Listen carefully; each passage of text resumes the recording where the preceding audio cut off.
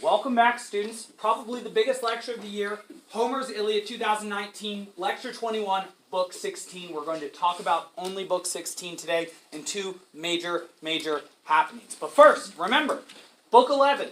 Patroklos was sent out by Achilleus to Nestor's tent to see whether Machaon the healer had been injured, and Patroklos made his way to that tent. At that tent, Nestor really gave him a profound guilt trip, we thought, where he listed out the 5 Achaeans who had recently been injured. If I can recall them, if I can pull them to my mind, I believe they were Diomedes, Odysseus, Agamemnon, Eurypylus, and Machaon.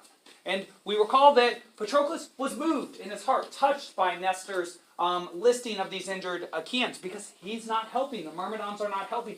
They, under the command of Achilleus, have also left the battle due to the rage and anger, the raging anger of Achilleus, their captain. And so, Patroklos, after his conversation with Nestor, in which Nestor suggested either A, convince Achilleus to return to the fighting so that we do not all die, or B, wear his armor so that potentially we do not all die. That's option B, of course, not option A. Achilleus is stronger than Patroklos, though Patroklos is an excellent warrior. Patroklos then ran into one of the injured Achaeans, Eurypylus, and then tended to his wounds. And so when he returns to Achilleus' tent here, he is in a very different emotional state from when he left. He has seen the downtrodden nature of the Achaeans. He has seen with his own eyes and tended with his own hands a wounded friend. And this hurts him. He does not want to see his friends harmed. He is not there to watch his friends die. He is there to watch or to earn his own glory. So he returns to his tent in tears. And then, showing his youth, Achilleus starts to make fun of his friend. In fact, he describes him as a little girl. He says, why are you crying like a little girl who pulls at the garments of her mother, Patroklos? And Patroklos launches into his explanation. He says, listen, Achilleus, for good reason. 5 of our best friends, our champions, Machaon, Eurypylus, Odysseus, Diomedes, and Agamemnon, are injured. The Trojans are now they've broken through the wall to the ships. They're trying to set fire to the ships. We are in a terrible situation. We need to do something.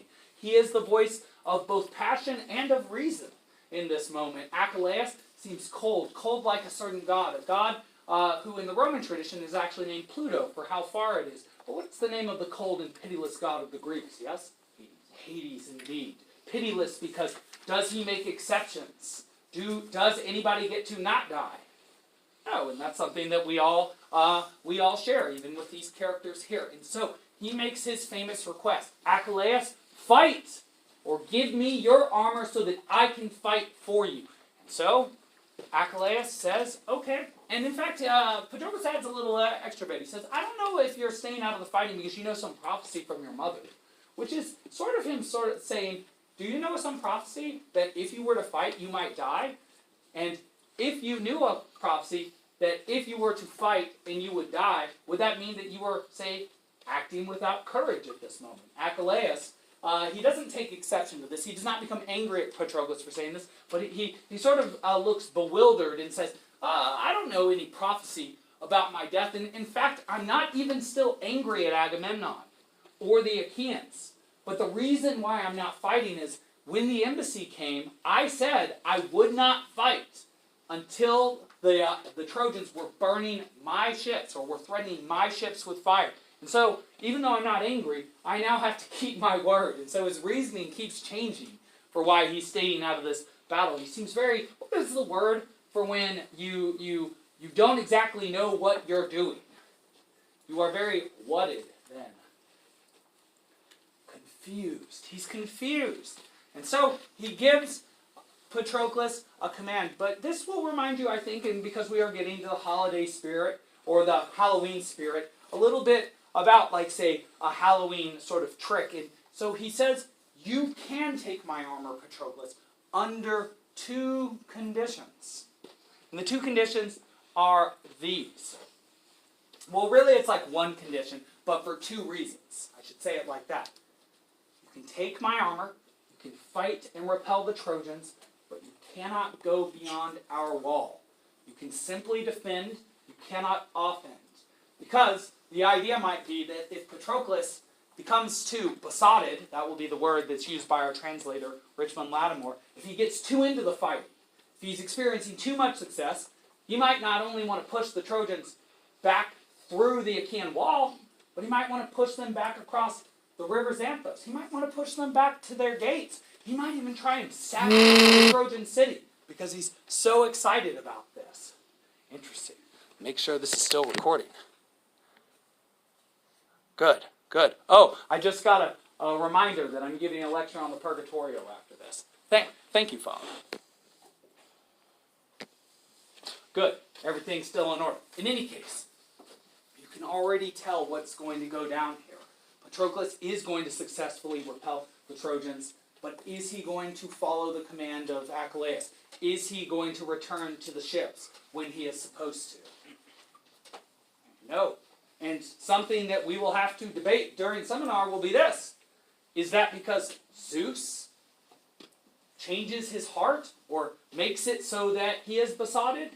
Or is it because he himself gives in to a desire for glory? It's a hard question. Is it Zeus? Is it him? Is it fate? We don't know. We're going to make this question very complicated today. All right. In any case, he says, do not approach Iliad for two reasons.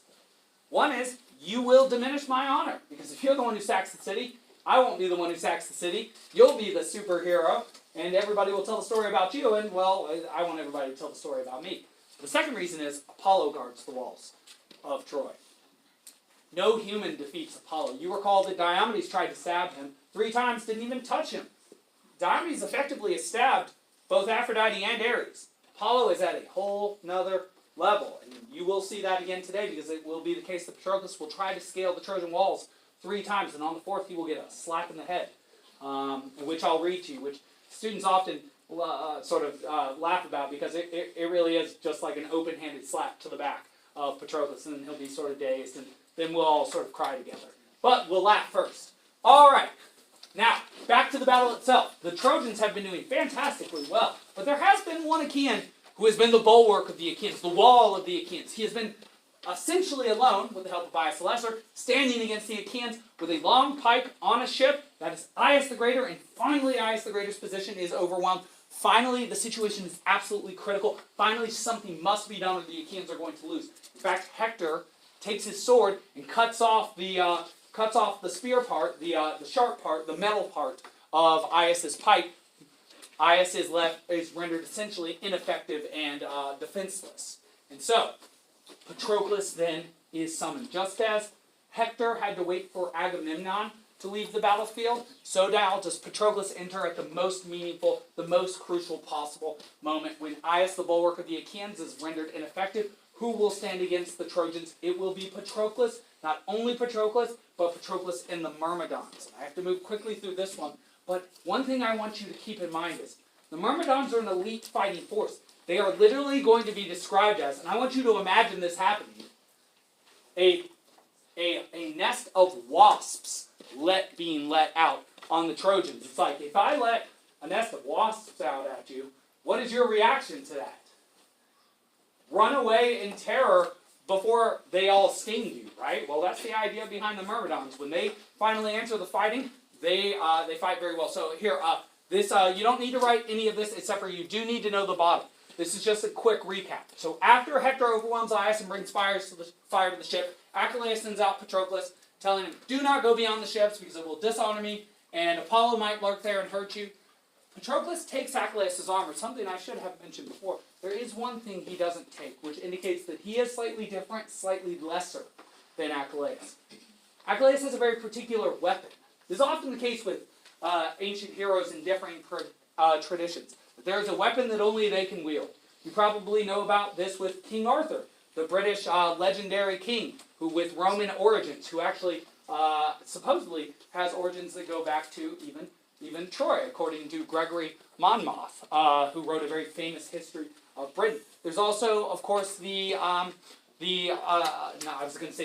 Viking hero. There's a Viking hero, he has a hammer, only he can use it. Anybody know who this guy is? Yes? Thor. Very good, very good. Well, Achilleus has an extremely heavy spear. Spear that only he can wield. If it's too heavy for everybody else, that means that Achilleus is wetter than everybody else. Stronger. Clearly so, clearly so. This spear is too much for Patroklos. I will suggest to you a beautiful allegorical reading of this. the spear is too much for Patroklos, and that this fate and destiny is too much for Patroklos. He is attempting to live out Achilleus' destiny, but he is very much Patroklos. Only Achilleus can do what Patroklos is setting out to do. Patroklos is doomed to failure in this moment. And so, in any case, the weight of destiny lies too heavy. Also, this picture, though I really like it and think it's cool, there is an issue with it. Did any of you notice the issue with this picture? It is of an Argive on a horse. Yes? They didn't use cavalry.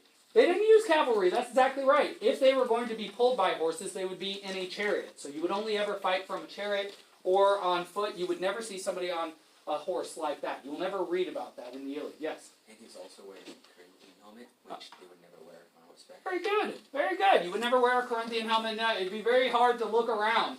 And also pretty heavy on that poor horse. You might think medieval knights, they wore much heavier armor than the Achaeans do and would sometimes be on horses. You can only imagine how strong / worn down those joints on those horses would be. Not something I've studied too heavily, but something I do wonder about occasionally. All right. Couple just, these are just interesting notes to share with you.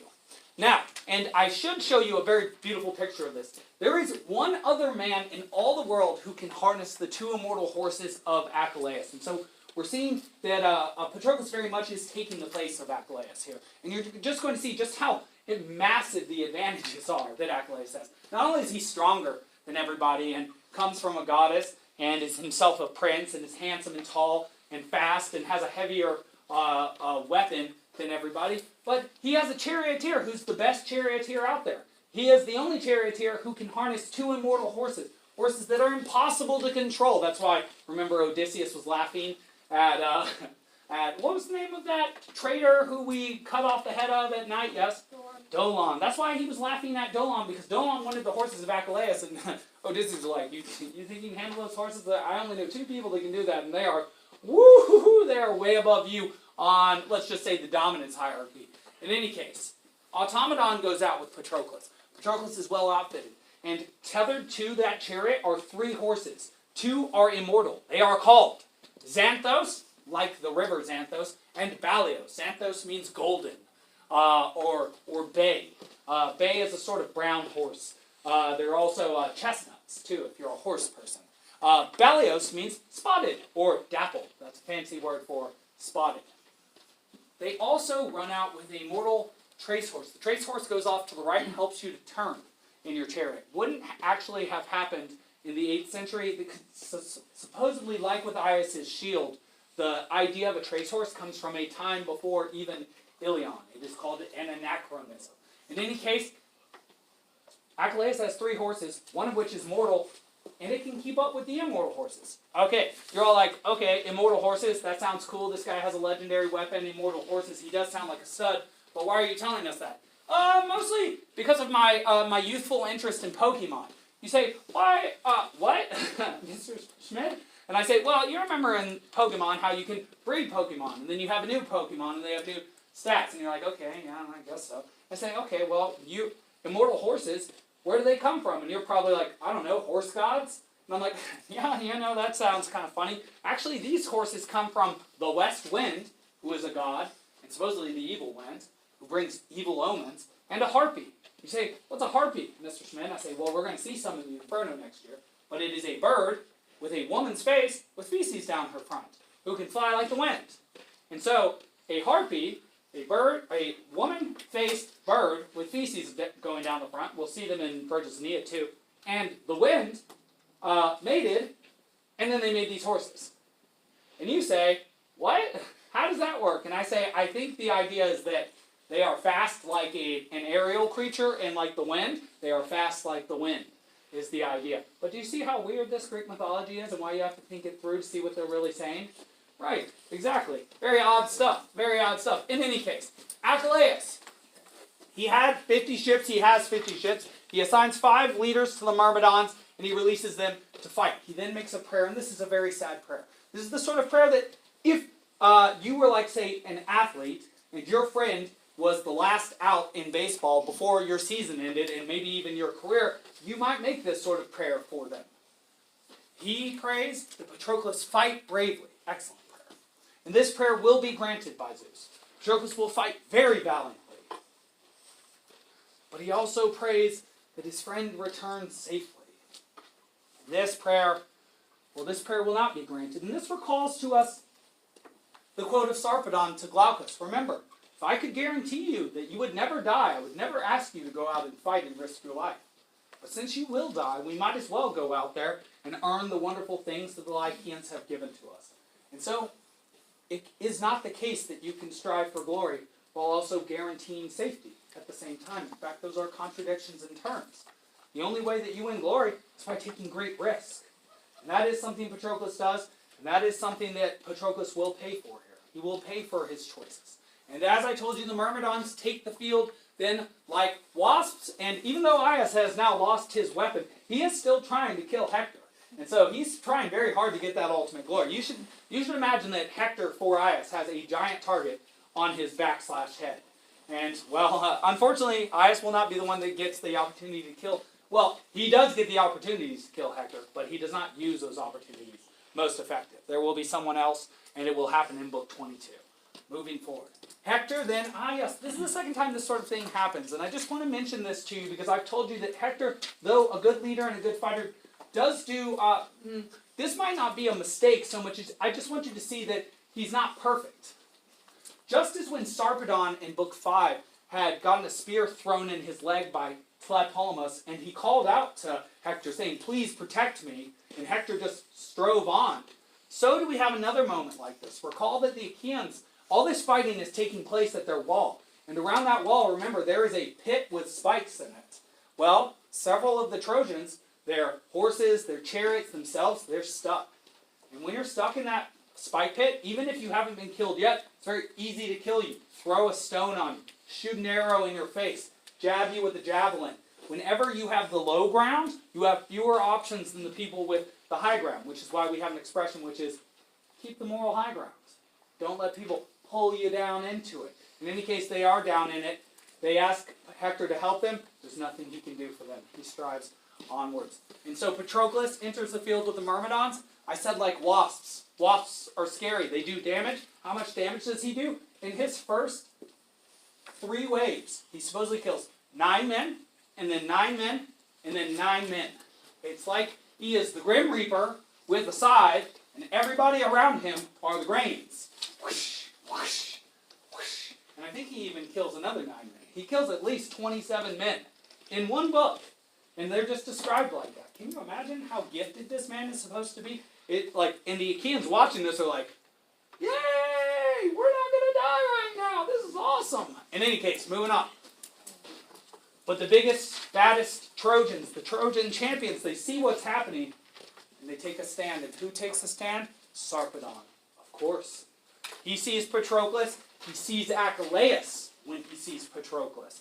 And he knows that it is his responsibility to stand against this man, even though he is clearly much weaker than he is. And so he approaches. While he approaches, Zeus watches because Zeus is the father of Sarpedon. And even though Zeus is the one who laid out fate and said, okay, A is going to happen, then B, then C, and what those A, B, and C are is that first, Sarpedon will kill Patroclus. Then, Hector will kill Patroclus.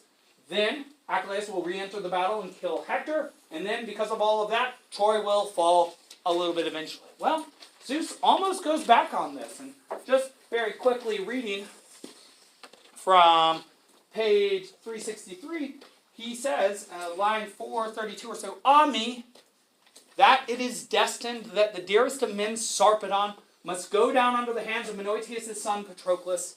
The heart in my breast is balanced between 2 ways as I ponder. Whether I should snatch him out of the sorrowful battle, like Aphrodite with Paris and Aeneas, and set him down alive in the rich country of Lycia, or beat him under at the hand of the son of Menoetius. And then Hera sort of argues with him and says nobody will respect him if he does that, because then he won't be, then he will be making special arrangements for himself that he doesn't allow for other people, and so how can he be just if he does that? That's not fair, she says. And well, so then in preparation for the death of his son, Zeus does something very special that we don't see at another time. He creates a blood mist, supposedly blood. He cries it. It's sort of like if you see an old horror movie and you go into a church and you look at a crucifix of Jesus and then you see one of those creepy, viscous red tears coming down from him. Well, it's the same sort of idea here. Zeus cries blood because it hurts him to see his son die, and yet his son is mortal and he is doomed to die. And so sometimes you just have to accept that tragedy is part of life and things are the way they are. And that's what he has to accept. And if he has to accept it, who else has to accept it? He's the king of the gods. All of us. That's right. If he's powerless before mortality, do we have any more power than the king of the gods? No, that's just not the idea. In any case, he cries tears of blood in preparation for Sarpedon's death. Let's see how Sarpedon dies. Now, the fight between Sarpedon and Patroklos. And it is a pretty good fight. Sarpedon gets a chance to throw twice at Patroklos. And actually, this is pretty sad, and I've had students be a little bit upset about this before. As you know, Patroklos is riding on a chariot, and he has 2 immortal horses, so they're totally safe. But he also has 1 mortal horse. And if that horse is mortal, that means it can die. That's in the word mortal. Well, Sarpedon misses Patroklos, and we have a little bit of collateral damage. He hits Pedassos. Pedassos falls. Pedassos has to be, he has his reins cut, and he is dead. Sadly. And then his second shot misses by inches. It goes right over the shoulder of Patroklos. He almost gets this big kill, and in his mind, he likely thought that this was Achilleus, and so he came very close to ultimate glory. In any case, Patroklos throws twice too. First, he hits Thrasymachus, but second, he hits Sarpedon straight in the heart. And that will be a killing blow. And Sarpedon, as a great champion, will have the opportunity to give a death speech as well. And his death speech is beautiful, like many of his speeches in life as well. He doesn't spend any time speaking hate, as Patroklos will. He spends the moment essentially setting his affairs in order, which makes me a little bit sad when I think about it. And I wasn't necessarily thinking about reading it, but I will. 491. Dear Glaucus, you are a fighter among men. Now the need comes hardest upon you to be a spearman and a bold warrior.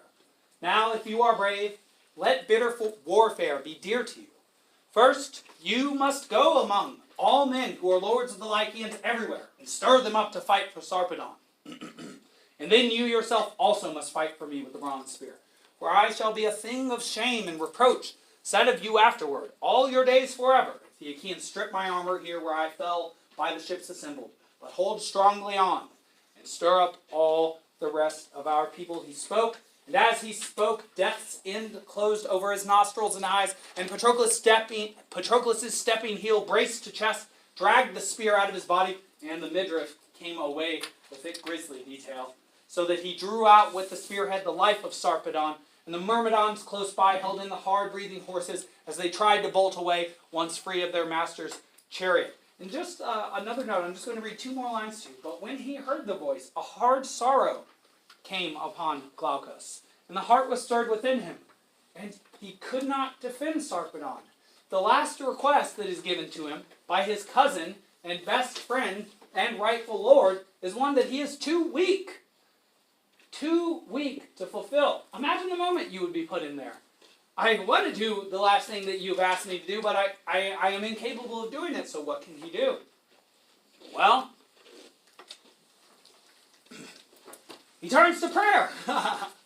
He has to pray to Apollo, please give me some way to deal with this. And luckily for him, Apollo does show up, is very much on his side, heals him, strengthens him, and Aeneas, Agenor, Hector, and Polydamas show up to defend the body. These are essentially the 4 best, strongest Achaeans. Remember that Aeneas, son of a goddess, very much the head of the Dardanians. Agenor, son of Antenor, one of the big-time counselors to Priam. Hector, obviously a very gifted warrior, son of Priam. And Polydamas, also his very good advisor. They show up to defend the body of Sarpedon. So all is not lost, though Sarpedon is very much fallen.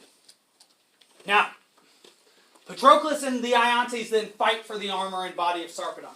They want Sarpedon's armor. He's one of the big 3 Trojans. You get his armor, that's Kleos forever. They fight as hard as they possibly can. And in fact, line 635 to 640, there are so many dead people around Sarpedon's body that you cannot even see Sarpedon's body. by that time. And, we're going to have another moment like that pretty soon in book 21 where Achilleus, after he comes back to the battlefield, and I've told you about this before, kills so many people that he dams a river.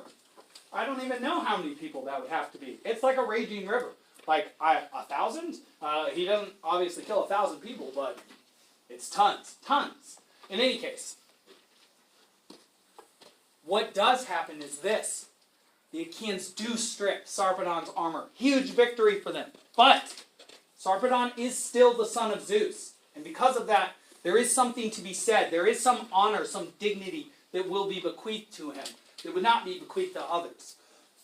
And so Zeus, seeing his son's body being fought over, seeing how nobly he fell for his side, the Trojans, he sends Apollo down to take the body of Sarpedon in the company of sleep and death to anoint it back to Lycia. His body will be taken home, but his armor will remain with the Achaeans. And so he does lose some honor, but he is not ultimately dishonored by having his body, say, disfigured and having his head cut off and put on a pike, which would be much worse. In any case, that is what happens, but that is not the only death that we need to see today. And so, as we know, this is the moment where Patroklos is supposed to turn back. He's gotten a big kill. He has pushed the Trojans back from the Achaean wall, but he is besotted. And you could read this in a couple ways. You could say that fate has pushed him. You could say that Zeus is pushing him. Or you could say that his own raw emotion at the success of just killing Sarpedon is pushing him on to greater heights. He is not going to follow, and he does not follow the advice of Achilleus. He charges the Trojans and Hector, and we have this quote here suggesting one interpretation: always the mind of Zeus is a stronger thing than man's. Does that mean that Zeus's mind understands the way of man? Does that mean that his mind caused the decision of Patroklos? It is not clear. In any case, Patroklos attacks the Trojan wall 3 times. And on the 4th time, Apollo turns him away. And this is where Patroklos will fall.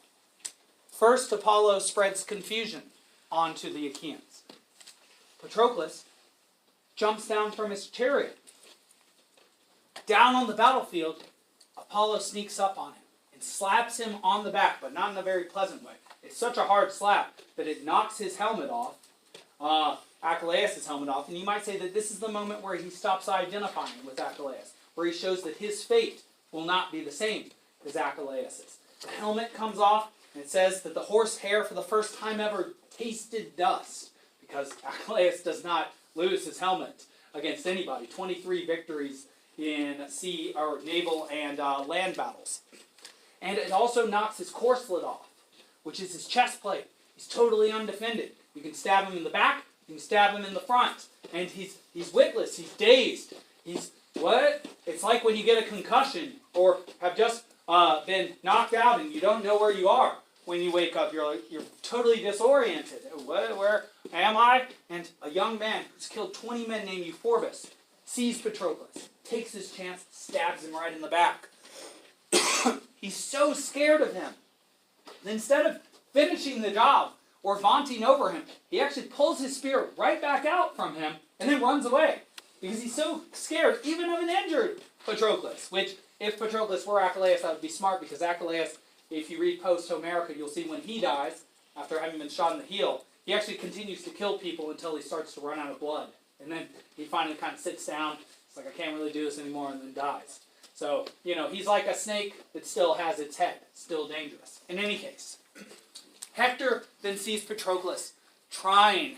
This is an agonizing moment. It's one of those moments that if we were watching this on television or in a movie, you would have a scene where you see Patroklos, a scene where you see Hector, a scene where you see Patroklos, a scene where you see Hector. Patroklos would be feet from getting back to safety, inches from getting back to safety. And right when he was about to get there, you would see his eyes go wide, and see him get stabbed by Hector. Hector stabs him in the belly. Hector brags. Patroklos prophesizes his death. As I told you, I'm going to read that to you. You are welcome to continue writing or to follow along with me on page 372. I'm going to start at line 384, and this is how we will end the day. I think Homer says this better than I do. I think Homer speaks his story as well as it can be spoken. 3 times he charged in with the force of the running war god. This is Patroklos, screaming a terrible cry. And 3 times he cut down 9 men. There are those 27 men he killed. There we go. But as for the 4th time he swept in, like something greater than human, there, Patroklos, the end of your life was shown forth. He is directly addressed by the narrator, a high honor given to him by Homer.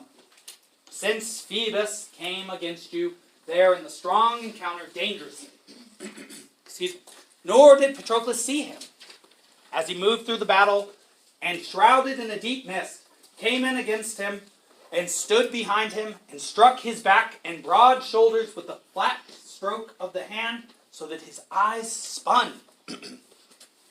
Phoebus Apollo now struck away from his head the helmet, 4-horned and hollow-eyed, and under the feet of the horses, it rolled. Imagine now, slow motion. It rolled, clattering, boom, boom, boom.